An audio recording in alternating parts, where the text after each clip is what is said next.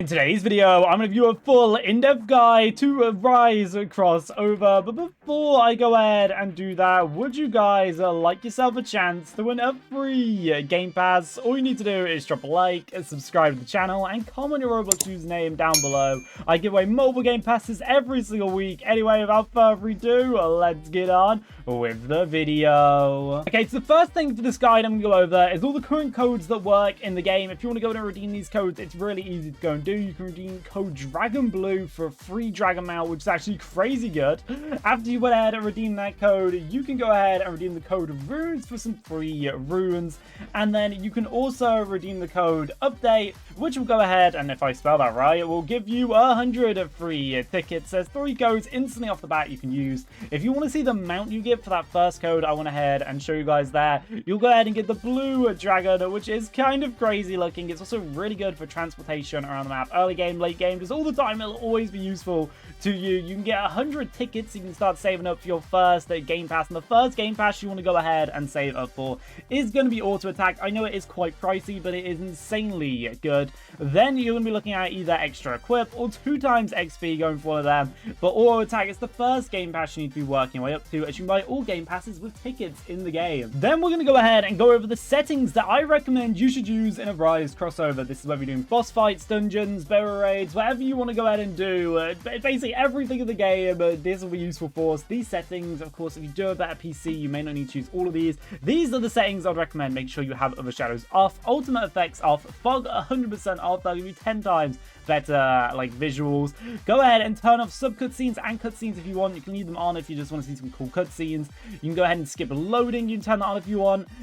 Take away particles, turn off screen shake, visual effects you want off, and creator effects off. This means your game won't at all lag when you're doing any boss raids. And now normally your game won't lag, but if you do try and do any boss raids such as Beru or any bosses they add in the future, you're going to go ahead and see quite a bit of lag up from them unless you have a super high PC. You want to go ahead and go over one of the most important things in the game, at least very early on, and it will still be useful to you later on in the game, but there's something that becomes slightly more important, and that is dungeons. Dungeons will spawn every 30 minutes and will last for 15 minutes. They can be any rank and will spawn in any location, with I believe it's every 3 hours, or they'll go ahead and be a guaranteed S rank dungeon, at least at the current day of recording. There's 3 different types of dungeons. You have normal dungeons, such as this one. You have red gate dungeons, which will be a big red gate, or you'll have double dungeons, which will go ahead and basically when you beat the main dungeon, we'll have an extra dungeon you can do afterwards. Dungeons can go ahead and get you a boss in whatever the rarity of the dungeon if you're lucky enough to obtain it. You can get tickets, you can get usually melee weapons from them, you can get powder dust, you can get more weapons, you can get runes, along with a few other rewards. Basically how dungeons work is dungeons can spawn anywhere from E to S rank,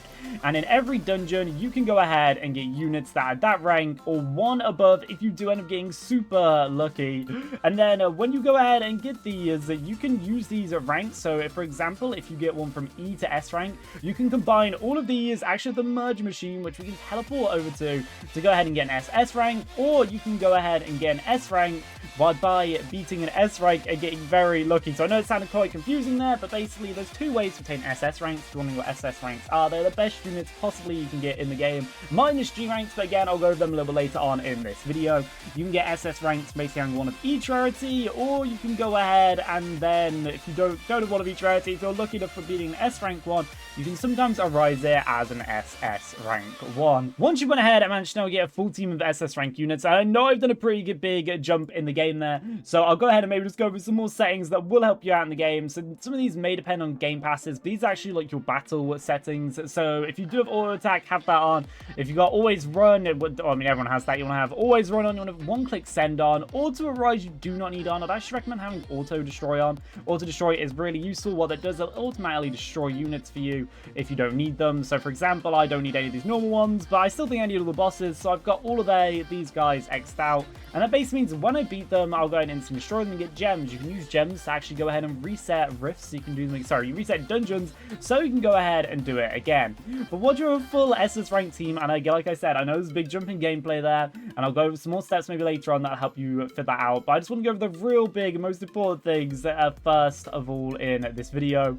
So if you make your way over to the Ant Island, this is basically what you're going to be doing, or it's called Doo-Doo Island or Juju Island, whatever you want to call it. This will be the main thing you're doing once you have a good enough team. A good enough team is going to be looking at a team that's about 500 billion at least in total damage, so you don't need something like super crazy, but you will need a decent team for this. You may need full SS ranks, but you may just need some decent units. You're looking at an SS/an S team. Once you've got this, the Ant King will go ahead and spawn this area. Well, first the Ant Queen, then the Ant King. You want to get a good enough team to go ahead and clear this. I've made more in-depth videos if you want to check this out. Just try to make it brief as possible. Basically, an NPC will spawn here, and you want to beat the NPC, as when you beat the NPC, you have a chance of getting his SS, and an SS Ant King will instantly go ahead and do 381 billion damage, and you have a 1 in 50 chance of going ahead and getting the G-rank version, which is currently the strongest unit in the game, which do 4.21 trillion damage, which is kind of insane there with just how much damage that can go in and do. That's actually how you obtain the best unit in the game. I already thought that was important to go ahead and mention in this video. I'm also, I seem to have glitched through the map right now. Let's try and, wait, do we glitch through the map? Okay, let's quickly load out of here. Now, I've told you guys how to get S-rank units, well, actually every single rank unit, and G-rank units, and basically the best unit in the game. It's probably worth going over some of the other stuff that'll help you out quite a bit. If you are doing weaker dungeons, you might want to go ahead and have a look at doing enchants. Enchants aren't crazy good, but they can go ahead and make your weapons a lot stronger. You can actually combine weapons of the same rank, so if you have multiple iron blades, I mean, I probably recommend doing it this one, as it's not that crazy. You can go and spend gems on it to go ahead and combine them, and that'll basically make one rank a stronger version of it, which will do slightly more damage, nothing crazy, but hey, it'll do a little bit of a damage boost on it. You can also go ahead and roll enchants on your weapons, so this runic blade here. If I go ahead and use 15 rare powder dust, which you can get from destroying NPCs in dungeons, it will go ahead and give it an enchant. You use a few times, and some enchants are really, really useful. Others aren't as strong, such as sharpness 5 times damage by 5. You got some other decent ones that you can get as well. They aren't too crazy enchants, so don't take up too much of this video. So now you use these two main NPCs as well. You can actually do another thing that was recently added in the most recent update of the game, at least the time of recording this video, and it is very useful, and that's actually your player ranks. You see how it says S rank for me here? What player ranks do is every rank you go up, so you'll start off at E rank, it will do an extra 5% total damage, and I believe this does counter onto your weapon. No, does go ahead and go onto your weapons. It also will go ahead and go onto your shadows as well. So at S rank, an extra 30% damage, which is definitely worth it. What you can do is you can go to the rank test center, and then you can go and do these quests. These quests will require you to do basically a dungeon with 20 different rooms in 10 minutes. It'll basically, so for the E rank one, you'll have to do E rank dungeons, D rank dungeons, and it'll kind of scale up as you go. They're actually all pretty easy to do, and you don't need the same team to beat them. So it's 100% worth going ahead and investing some time into. It's important you can't destroy or rise things in them dungeons. Either way though, it's really useful. Also, if you do want to go ahead and buy runes, which I wouldn't necessarily go and recommend, but runes are fairly new, so a lot of people aren't going ahead and use them to their true capabilities. You can buy runes, and basically what runes are is they're single use items that can go ahead and add a buff, or basically add what you want to a dungeon. So when you go ahead and load it into it, you would need to be the party leader to use this, but there's different runes, such as the health rune, which reduces health, isn't really too crazy. Time rune gives you a little bit extra time, again, not too crazy. Cash rune, extra cash. More rune makes an extra room. A room rune, which is a little bit of a tongue twister, saying both of them together, actually can remove a rune, and that makes remove a room from the dungeon, and makes it a lot better for you. Basically makes it even faster for you to clear a dungeon. And the gems rune will go ahead and increase gems you get by 10%. None of these are too crazy, but you can also get runes just by going ahead and beating, I believe it's B rank and above dungeons, such as we have these rank up runes here. I got 3 of them from the code I showed at the start of the video, and I also have these other ones to increase the rank of a dungeon. So let's say you're missing a rank unit you want from the dungeon, or A rank boss you want from a dungeon to make it into an SS version. You can actually just upgrade that dungeon into a rank, so from a B rank, for example. You cannot upgrade an S rank into an SS rank. You go to upgrade the dungeon to make it even easier for you, and of course, once you want to go ahead and leave the test center, you can either respawn, or you just need to find the doors, which really should be too hard to find, but I think I struggled for a split second there. Now, something else, again, that's a little bit out of place in this video, but it's leveling up units. When you're trying to level up units, it'll completely depend, or shadows, whatever you want to call them, it'll completely depend on what area you're currently in. It's basically how far you have progressed through the game. But you'll notice on every single island, which there is a bunch of them, there'll be these big ones spawning called brutes. These big brutes will go ahead and give you the most XP. Of course, they have a lot more health than the rest of them, but there'll be a bunch of them on every single different island. Of course, you can get the 2 times XP game cast to pass the speed of the progress, or you just go AFK with a macro auto click or something like that, just going ahead and taking out a brute. And now, so now I also want to go ahead and go over, at least at the current time of recording, this is currently insane thing to do, and this is AFK rewards. So if you click on the top right hand corner of your screen, go ahead and then click on AFK rewards. Then you want to click yes when this prompt goes ahead and pops up. It will load you on to the AFK rewards page.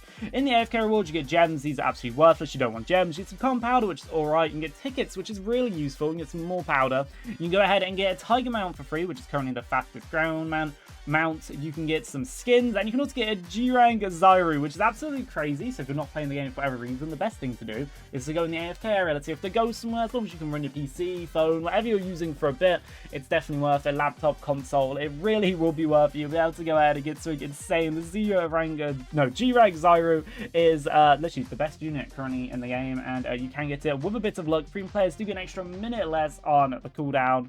Anyway, though, guys, I think I have covered everything in this video. If I have missed anything, feel free to tell me down below in the comments. I've tried to condense this down literally as fast as possible for you guys, so I suppose maybe I haven't went into as much detail of other things. If you do want me to go in more detail, tell me down below. I can maybe make a super long video, or you can just go watch my videos. I literally have the most Arise crossover videos. I have a tutorial for probably everything you can think of in Arise crossover. Anyway, guys, drop a like, subscribe, and hey, go and watch one of these videos. I know, I'll let you guys pick. See you in the next one. Bye.